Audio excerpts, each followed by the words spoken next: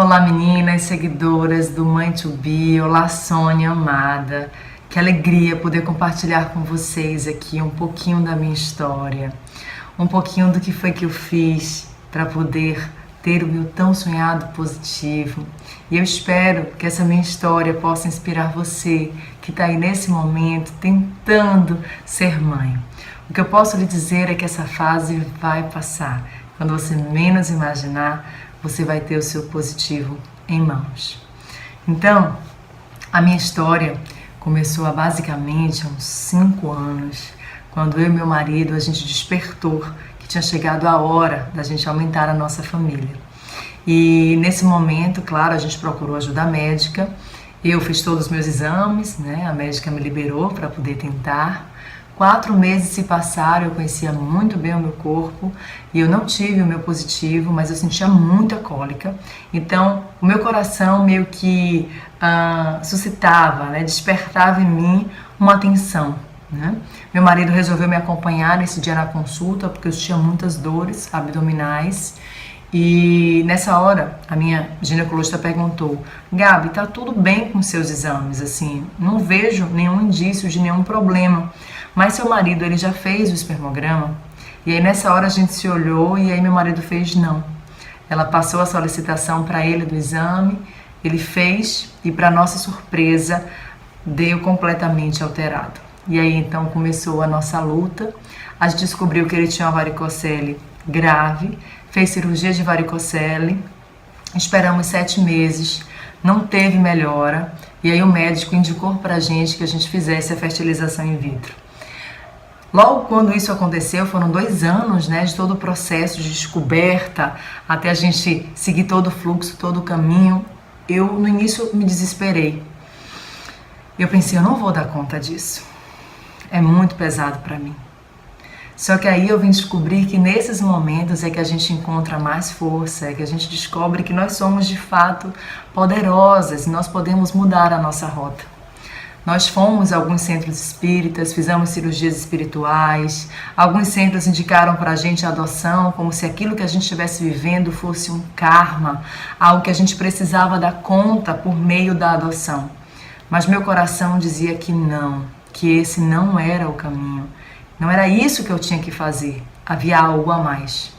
E aí eu comecei a fazer um trabalho sozinha, ressignificando as minhas crenças, observando o que estava me limitando. E eu identifiquei que havia uma crença básica que sempre me acompanhou nessa minha jornada, né? É a crença de que eu não seria uma boa mãe, de que eu não estava pronta para ser mãe, porque o meu nível de exigência de maternidade era extremamente alto. E aí foi quando eu comecei a investir mais nos meus estudos em Louise Hay, comecei a estudar o livro dela Você Pode Curar Sua Vida de forma muito aprofundada. Depois de ler todos os livros dela, comecei a fazer as afirmações positivas e uma delas é estou pronta para ser mãe. E aí eu comecei a sentir no meu coração que estava chegando a minha hora. E quando eu me conectei nesse universo, já estava lendo Osho, Paramahansa Yogananda, Eckhart Tolle, O Poder do Agora, né? Estava lendo, fazendo muitas leituras de Deepak Chopra, né? Muitas leituras que associavam psicologia, ensinamentos védicos, né? Livros sagrados, enfim, eu mergulhei mesmo nesse momento tão profundo, comecei a meditar e aí começaram a surgir os sinais, né? Eu comecei a receber pistas de quais médicos precisava escolher, qual clínica deveria fazer. Eu fiz aqui em Salvador, na Clínica Ive, né, a quem eu sou muito grata, né, e a gente conseguiu engravidar na primeira tentativa. Então eu segui perfeitamente tudo que a médica me orientou, porque Louise Hay, ela ensina um método, né, da gente abençoar os nossos médicos com amor e desejar que eles tenham mãos curativas. Então eu fiz isso durante todo o meu processo e foi incrível, até porque eu tinha tido anos atrás algumas crises de hipocondria, então eu tinha medo de médico. Isso foi muito importante para eu ressignificar isso e reconstruir essa minha história. Então a gente se jogou mesmo, né, nesse movimento de autocura, de autoconhecimento, de libertação. Mudei minha alimentação completamente, procurei uma nutricionista, passei a me amar, passei a me cuidar, passei a me sentir merecedora de ser mãe, né? Então eu comecei a comprar. Eu lembro que que a primeira coisa, assim, para vencer o medo, eu precisei colocar muito amor, porque é assim que a gente supera o medo, quando a gente coloca muito amor. Então, mesmo sem ter começado o tratamento, eu já fui na farmácia, comprei um pacote de fralda, entrei numa loja no shopping, comprei um barizinho e falava que era um presente para minha melhor amiga, a minha melhor amiga era eu, né? Então eu coloquei de Gabi para My Baby, eu não sabia se era menino, se era menina. Então todas as vezes que eu passava, né, no nosso cantinho da casa, que eu via a fralda, que eu via o bar e o presentinho, eu falava, realmente, eu estou pronta para ser mãe. Então eu fui trabalhando completamente o meu psicológico, né? E tanto que no dia da nossa transferência dos embriões, eu não fiquei olhando pela tela, né? Esse momento, né, com o catéter. Eu apenas conversei com o meu endométrio, pedi para que meu endométrio acolhesse, né, os meus filhos com amor. E conversei com os meus filhos, conversei com esse espírito, porque eu acredito muito nisso. Quem dá vida é Deus. E eu pedi para que ele segurasse a onda do lado de lá, que eu ia segurar daqui, desse lado, eu ia até o fim, para que ele tivesse a sua fixação com tranquilidade e com amor. E assim foi feito. Né? Eu lembro que eu menstruei no dia 27 de agosto, no dia 8 de setembro eu fiz a punção dos meus óvulos, a gente conseguiu 16 óvulos, sendo que 9 maduros, 4 embriões fertilizados, tá? Com a categoria blastocisto para poder fazer a transferência, sendo que desses 4, um terminou se bloqueando, então ficaram 3. 2 foram colocados, né, em mim, por conta da minha idade. Gaelzinho vingou, né? Então nós conseguimos um embrião, né? Um positivo, e tem um positivo ainda aguardando a transferência.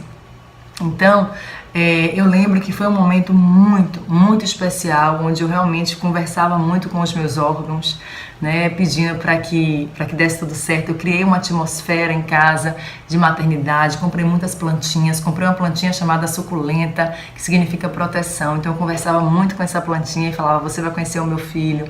Então eu usei muito lei da atração, né, muito física quântica para poder chegar onde cheguei, tanto que no dia da nossa transferência, a médica pediu, né, para que a gente acompanhasse esse momento aí pela tela, e quando eu fechei os meus olhos, começou a tocar uma música, né, a música de Maria Gadu, uma cantora brasileira, que fala assim, todos os caminhos trilham pra gente se ver, todas as trilhas caminham pra gente se achar, viu?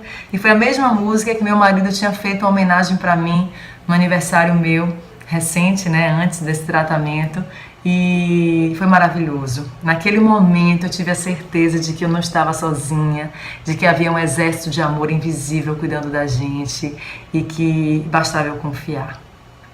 Então, eu quero apenas dizer para você que aproveite esse momento de incerteza para você mergulhar em você. Há amor na dor. Eu costumo dizer para meu marido, inclusive, para as pessoas que eu converso, que assim, eu descobri a paz em pleno caos. Eu não sei o que seria de mim se ter passado por essa experiência. O que eu posso dizer é que Gael me libertou, né? Então, a gente, como eu falei há pouco, a gente fez a transferência no dia 8 de setembro a gente fez a punção dos óvulos, no dia 13 de setembro a gente fez a transferência e no dia 21 de setembro eu fiz um teste de farmácia e deu positivo. Então a gente conseguiu na primeira tentativa, em um mês certinho. Eu não tive hiperestímulo, né? E no fundo eu não estava preocupada com isso, porque eu estava realmente confiando na vida. Eu não pesquisava na internet informações sobre o tratamento, eu realmente segui tudo o que minha médica falou. Eu saí daquela situação do tipo, não, eu preciso saber, eu preciso investigar, eu preciso controlar aquela situação, porque Deus já tinha me mostrado naquele momento que eu não controlava nada. E aí eu aprendi a parar de brincar de Deus. O que é parar de brincar de Deus? É quando você perde a necessidade de querer dominar todas as situações. Há algo maior orquestrando tudo isso. Então, confie. Eu creio que sua hora vai chegar. Faça a sua parte. Abra o seu coração. Confie na vida, como diz Luiz Rey. A vida ama você e você é merecedora de tudo o que é bom. Tá? Se você quiser saber mais sobre o meu passo a passo, o que eu fiz antes, durante e depois, eu criei um blog chamado bemdizer.com, onde na verdade é um grupo de apoio a tentantes, e ali E nesse espaço eu dou dicas dos vídeos que eu assisti, dos livros que eu li, e eu creio que ele pode te ajudar, tá bom? Um beijo grande, confie em você, aproveite essa experiência para lapidar aquilo que você tem de melhor, para você se preparar bem para receber esse filho maravilhoso, essa filha maravilhosa que está a caminho, tá bom?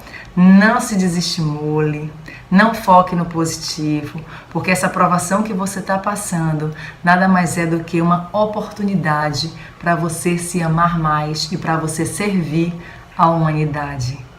Com amor e gratidão sempre, Gabi Lacerda. Muita paz para você.